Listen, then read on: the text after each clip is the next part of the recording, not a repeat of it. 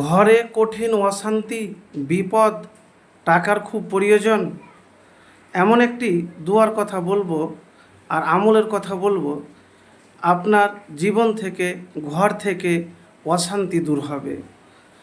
যে ঘরে বিপদে আছেন, সেটা বিপদ ঋণের হোক বা রিজিকের হোক, বিপদ একাধ মানুষের জীবনে একাধ রকমের হয়।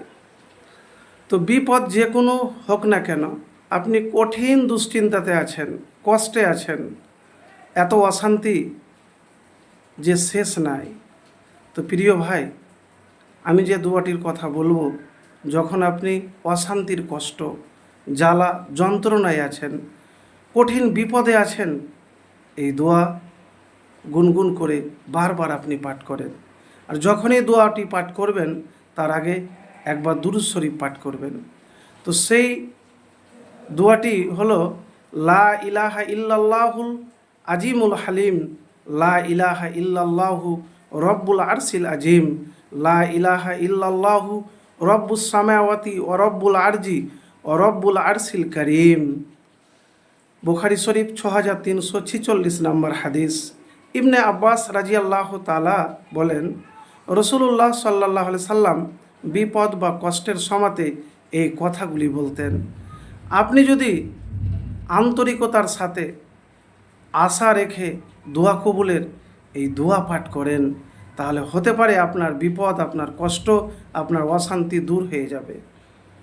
লা ইলাহা ইল্লাল্লাহুল আজিমুল হালিম, লা ইলাহা ইল্লাল্লাহু রব্বুল আরশিল আজিম, লা ইলাহা ইল্লাল্লাহু রব্বুস সামাওয়াতি ও রব্বুল আরজি ও রব্বুল আরশিল করিম। তো এই দোয়াটি আপনি পাঠ করবেন। আর যে আমলটি করবেন সেটি হলো, ঘরের মধ্যে আপনি চুপ থাকবেন, কথা হজম করার চেষ্টা করবেন, তর্কতে জড়াবেন না, আর কোনো জিনিসকে নিয়ে তর্ক করবেন না। ওই সময়তে আপনি দুরূদ শরীফ পাঠ করবেন আর সূরা বাকারা পাঠ করবেন। প্রিয় ভাই, বিপদের সময়তে মাথাটাকে ঠান্ডা করতে হয়। অশান্তি যখন চলছে, তখন ঘরের কথা বাইরে আপনি বলবেন না, ঘরের কথা বাইরে বলবেন না।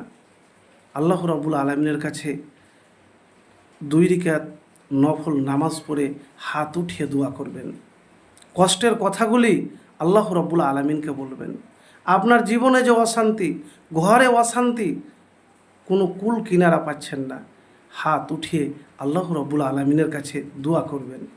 এবং এই আমলটি কখন করবেন? গভীর রাত্রে। এবারে বলবেন কেন?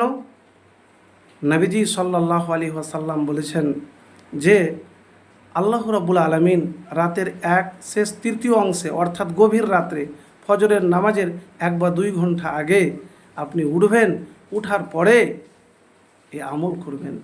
নবীজি সাল্লাল্লাহু আলাইহি সাল্লাম বলেছেন, ওই সময়তে আল্লাহ রাব্বুল আলামিন দুনিয়ার আসমানে অবতরণ করেন। আর অবতরণ করার পরে বলতে থাকেন, কে আছো আমার কাছে প্রার্থনা করবে, কিছু চাইবে, আমি তাকে দান করব। কে আছো যে আমার কাছে ক্ষমা চাইবে, আমি তাকে ক্ষমা করব। তো প্রিয় ভাই, আপনার ঘরে খুব অশান্তি, মাথাটাকে ঠান্ডা রেখে সহ্য করে তর্ক বাহাসে না যে আল্লাহ রাব্বুল আলামিনের কাছে দোয়া করবেন। আর প্রত্যেক নামাজের পরে আপনি হাত উঠিয়ে দোয়া করবেন, বা আজানের পরে হাত উঠিয়ে দোয়া করবেন। তো প্রিয় ভাই, যাদের ঘরে খুব অশান্তি, মাথাটাকে ঠান্ডা রাখবেন আর আল্লাহর প্রতি ভরসা রাখবেন। ইনশাআল্লাহ এইভাবে আমল করে দেখুন, আপনার ঘরের অশান্তি, ঘরের বিপদ, আপনার টাকার প্রয়োজন, আপনি দোয়ার মাধ্যমে আল্লাহ রাব্বুল আলামিনকে বলবেন। যদি আপনার দোয়া কবুল হয়, তাহলে আপনার টাকার প্রয়োজনও পূরণ হবে, বিপদও দূর হবে, অশান্তিও দূর হবে, আপনার সারা জীবন সুখে থাকবেন আপনি।